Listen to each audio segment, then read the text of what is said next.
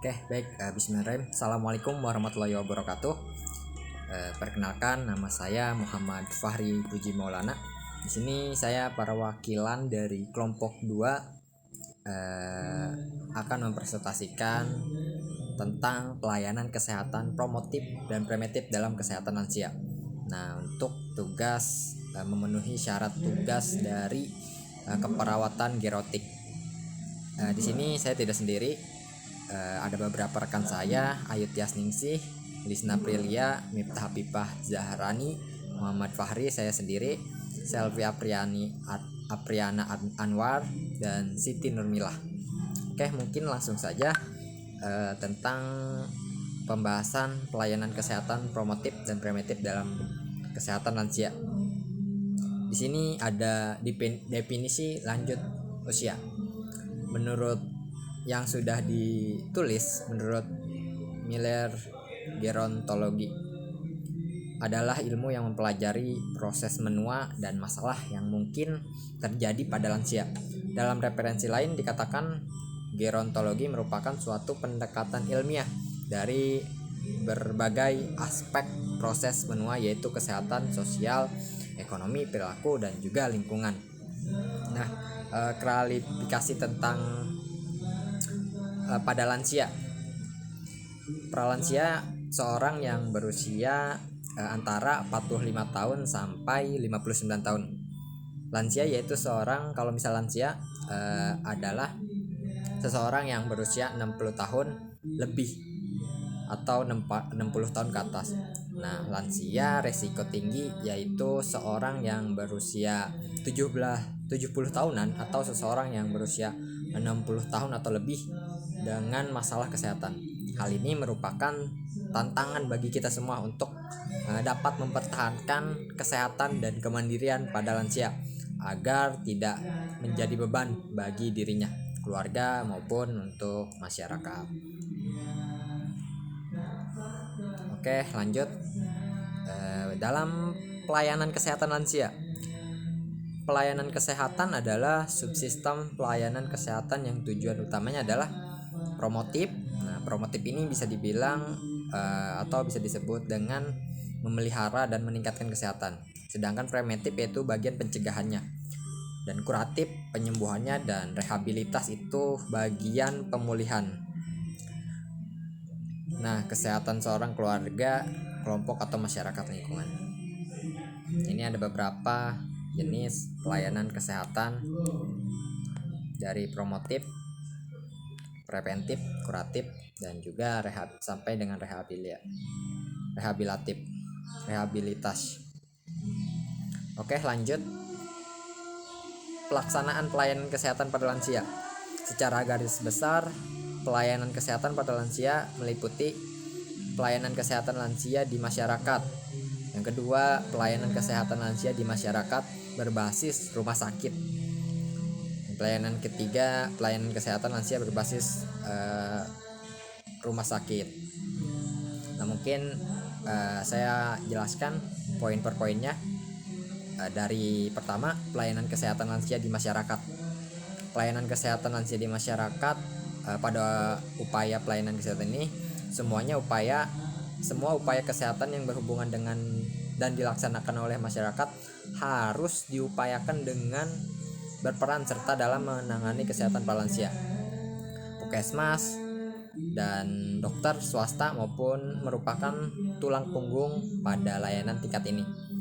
Puskesmas berperan dalam membentuk kelompok atau klub lansia. Melalui klub ini, pelayanan kesehatan dapat lebih mudah dilaksanakan, baik upaya promotif, preventif, kuratif, atau rehabilitatif. Pada dasarnya, pelayanan kesehatan lansia di tingkat masyarakat seharusnya menggunakan dan mengikut sertakan masyarakat termasuk para lansianya semaksimal mungkin.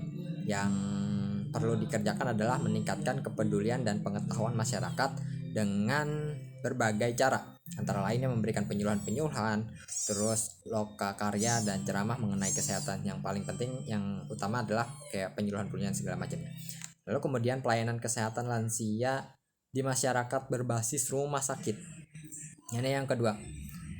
Pada layanan tingkat ini, rumah sakit setempat yang telah melakukan layanan geriatrik bertugas membina lansia yang berada di wilayahnya, baik secara langsung maupun tidak langsung, melalui pembinaan puskesmas yang berada di wilayah kerjanya. Di lain pihak, rumah sakit harus selalu bersedia bertindak sebagai rujukan dari layanan kesehatan yang ada di masyarakat. Nah, kemudian untuk yang ketiga ini, pelayanan kesehatan lansia berbasis rumah sakit. Pada pelayanan ini, rumah sakit menyediaan berbagai layanan bagi lansia, mulai dari layanan sederhana berupa poliklinik lansia sampai pada layanan yang lebih maju, misalnya bangsal akut, klinik siang terpadu, bangsal kronis, dan atau panti rawat bagian nursing home. Nah, ini mungkin yang tadi sudah dijelaskan jenis pelayanan kesehatan pada lansia, kayak promosi atau bisa disebut dengan promotif. Upaya promotif merupakan tindakan secara langsung dan tidak langsung untuk meningkatkan derajat kesehatan dan mencegah penyakit. Upaya promotif juga merupakan proses advokasi kesehatan untuk meningkatkan dukungan klien, tenaga profesional, dan masyarakat terhadap praktik kesehatan yang positif menjadi norma-norma sosial. Lalu kemudian pencegahan atau bisa disebut preventif dalam mencakup pencegahan primer, sekunder, dan juga tersier. Nah, mungkin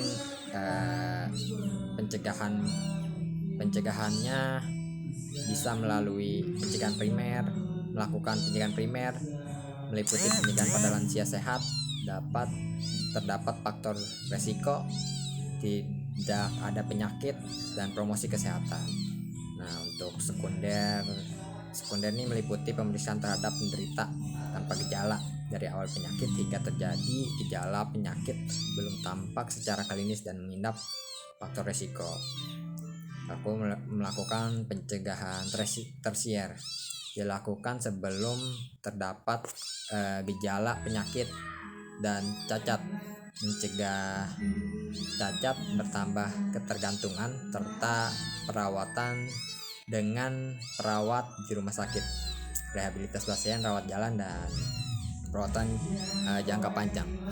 Jadi itu jenis pelayanan kesehatan pada lansia: promotif, preventif, dan diagnosa dini pengobatan. Diagnosa dini dapat dilakukan oleh lansia sendiri atau petugas profesional oleh lansia sendiri. Nah, pengobatannya terhadap gangguan sistem gejala terjadi meliputi sistem muskuloskeletal. Nah, itu untuk diagnosa dan dini pengobatan. Oke, mungkin skip. Nah, ini contoh upaya promotif petugas kesehatan dalam pelaksanaan posyandu lansia di Puskesmas Mangli, Kabupaten Jember. Nah, ini salah satu contoh jurnal yang berjudul tadi.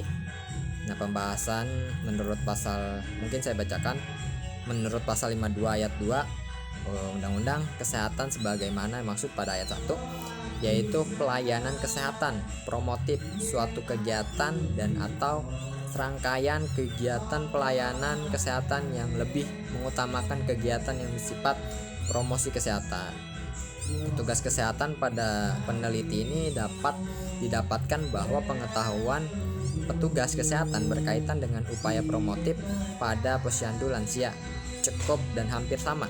Petugas kesehatan sudah cukup memahami mengenai posyandu lansia, terutama mengenai upaya promotif, bagi dari segi teori manfaat serta program latar belakang pendidikan petugas kesehatan yang merupakan S1 keperawatan, serta telah menyelesaikan profesi juga mempengaruhi tingkat pengetahuannya mengenai posyandu lansia, terutama mengenai upaya promotif.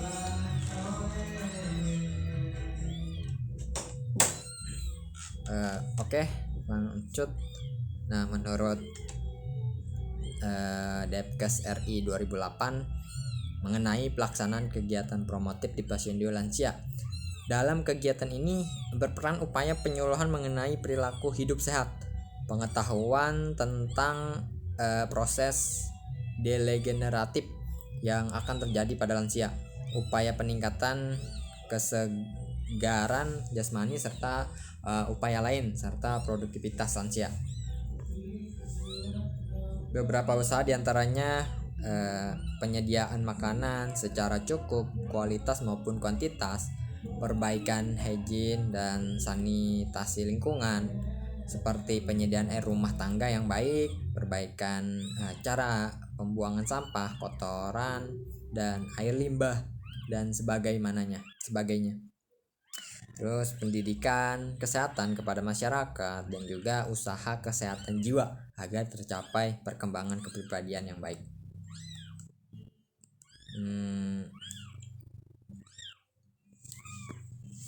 Lanjut. 2. Pengaruh pendidikan kesehatan terhadap keaktifan lansia di wilayah kerja Puskesmas Mangas Kota Makassar. Penelitian ini dilakukan dengan mengisi lembar observasi setelah dilakukan pemberian pendidikan kesehatan pada responden. Hasil yang dianalisis beberapa variabel, yaitu jenis kelamin, tingkat pendidikan, pekerjaan sebagai karakteristik responden, dan lanjut. Nah, ini karakteristik responden menurut Hardi Winoto dan Setiabudi 2015 terkait variabel dengan kategori usia mempunyai pengaruh yang cukup besar pada tingkat pengetahuan dan serta kemandirian lansia. Seseorang yang memiliki usia yang lebih tua maka akan memiliki banyak dan tinggi pengetahuannya, dan tetapi sebaliknya akan semakin rendah atau mengalami penurunan. Kemungkinan tingkat kemandirian pada lansia tersebut. Hal ini juga erat kaitannya pada lansia baik dari segi pengalaman ataupun pada derajat status kesehatannya dalam melakukan kegiatan sehari-hari. Oke, lanjut. Nah, ini implikasi dari jurnal tadi. Berdasarkan hasil penelitian tersebut yang sudah dicantumkan tadi ditulis, dapat dikemukakan implikasi sebagai berikut. Upaya promotif pada posyandu lansia yang dilakukan oleh petugas dapat berpengaruh terhadap kesehatan para lansia dan di wilayah tersebut. Upaya promotif yang dilakukan petugas kesehatan di lapangan hanya seputar konseling pada saat selesai dilakukan pemeriksaan saja. Belum ada kegiatan khusus penyuluhan yang dilakukan selain konseling. Dan menurut peneliti bahwa terdapat pengaruh keaktifan lansia dalam ikut serta kegiatan Puskesmas baik kelompok perlakuan maupun kelompok kontrol di wilayah kerja Puskesmas Makassar. Setelah pemberian pendidikan kesehatan diperoleh peningkatan pengetahuan pada lansia. Hal ini menegaskan bahwa dengan ikut serta menghadiri beberapa kegiatan posyandu, lansia akan memperoleh pendidikan dan penambahan informasi tentang cara hidup sehat, dan akan terjadi pembentukan sikap yang akan mendorong minat lansia untuk selalu mengikuti kegiatan yang dilaksanakan oleh Posyandu. Nah, mungkin cukup yang sudah tadi dicantumkan di PPT presentasi yang sudah saya jelaskan. Mungkin itu beberapa